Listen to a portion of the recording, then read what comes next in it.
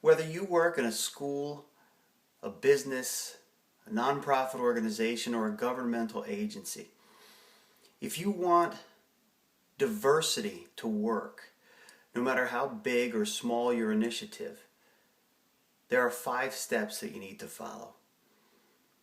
If you don't follow these 5 steps, your chances of succeeding are pretty slim.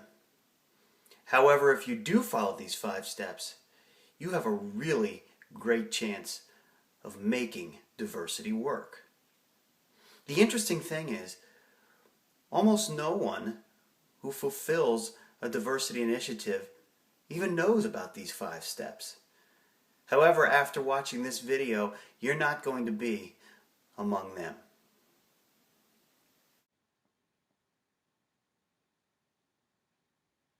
These 5 steps that make diversity work are: 1.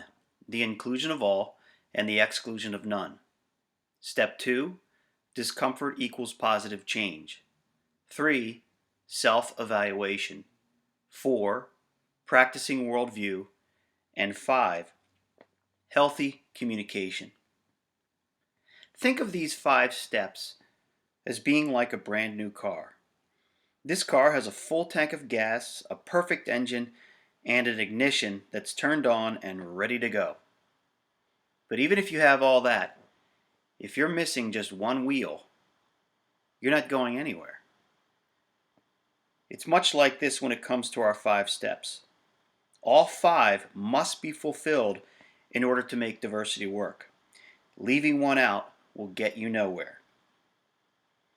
Let's take a look at the first step that makes diversity work: the inclusion of all and the exclusion of none. In order to understand this step, we first need to understand what diversity really is. More often than not, individuals think that the term diversity is synonymous or the same thing as the word race. This is not so. Although race is certainly a part of diversity, it is no more important or less important than any other part of diversity. We can begin understanding this by taking a look at something we call the diversity iceberg. As you look at the photo of this iceberg, you can see that there are 2 words that are located around the top of it above the water. Those 2 words are race and gender. When the topic of diversity first emerged back in the mid-1980s, it did so in the corporate sector. And when someone spoke to you about the topic, almost exclusively, the 2 terms that were primarily discussed were race and gender. And the assumption was that individuals who were part of certain races and certain genders were part of diversity, while others of certain races and certain genders were not. This began to perpetuate a myth that diversity is only about some of us and not all of us. Additionally, the topics discussed, like race and gender, are located, as you can see, above the water around our iceberg, because those are things, without getting too technical, we can see in a person.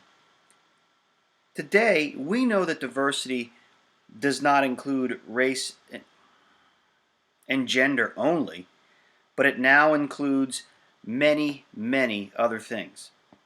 Those things are located above the water around our iceberg because they are things we can see.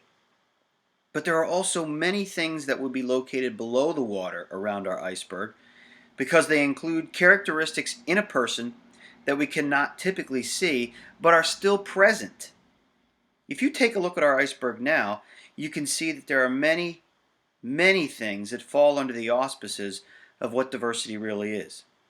And if you look closely, you also may notice 2 more things.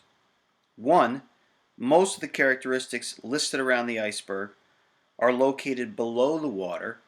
And 2, you will likely notice characteristics of you as an individual, not once, not twice, but written over and over again around our diversity iceberg. What this tells us is that although we think of diversity as primarily about those things we can see in a person, most things that have to do with diversity are those things which we cannot directly see but are still present. Additionally, our diversity iceberg helps us to dispel the myth that diversity is about division. In fact, when diversity is looked at authentically, it should be understood that it is not an issue that is about them and not us, or about us and not them. That is a myth. What diversity really is about all of us, the inclusion of all and the exclusion of none. If we begin a diversity initiative without this in mind, we are on the road to failure. That, however, doesn't mean that if we include everyone and exclude no one, that we simply treat everyone exactly the same way. Certainly, we want to make sure that we treat everyone fairly, but that doesn't always mean that we treat everyone equally. Now, that may sound curious because we think of equality as what we wish to aspire to. Equality is in fact very good, but what we really want to aspire to with this first step in making diversity work is equity. What I mean by that is this. A diversity activity, a diversity initiative, or a diversity program may not work if it is conducted or facilitated equally. In other words, the same way for everyone. For instance, if one was to conduct a diversity training for the managers and administrators within an organization, and then also for the staff, it may not be beneficial to train management and administration exactly the same way as one would train staff. Why? Well, because they have different roles within an organization, and certain topics of training that would be relevant to one group may not be relevant to another. This is also the case in schools with students versus teachers. Therefore, instead of treating everyone exactly the same way, we want to treat them equitably. Put another way, equality is about providing every child a pair of shoes. Equity is about providing every child a pair of shoes that fits. Equality is good, but equity is even better. The second step in making diversity work is discomfort equals positive change. Just this phrase may sound odd to some of us because who would ever think that discomfort could correlate with something positive?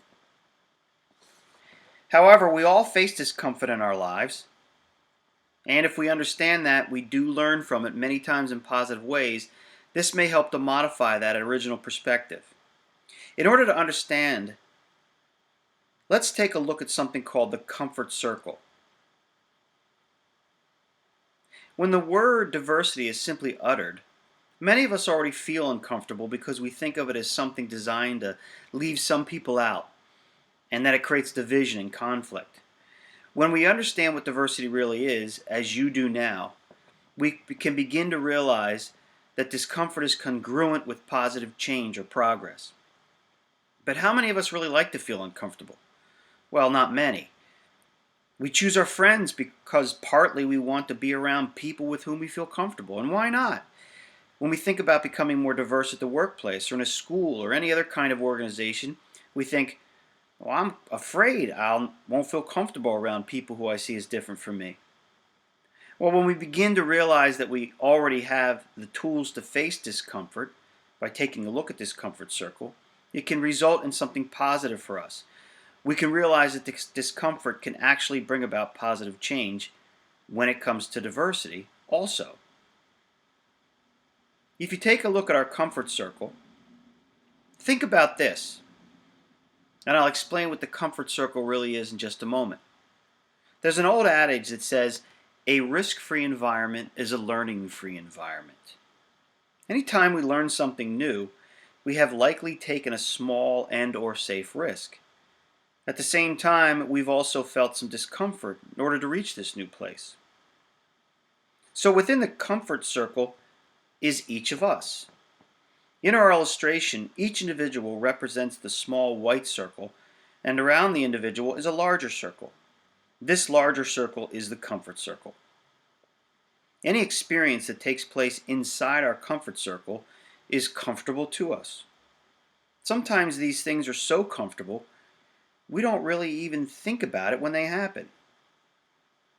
These experiences may represent eating a food that we like, fulfilling a task we've accomplished numerous times before, or speaking with someone with whom we feel comfortable and know well.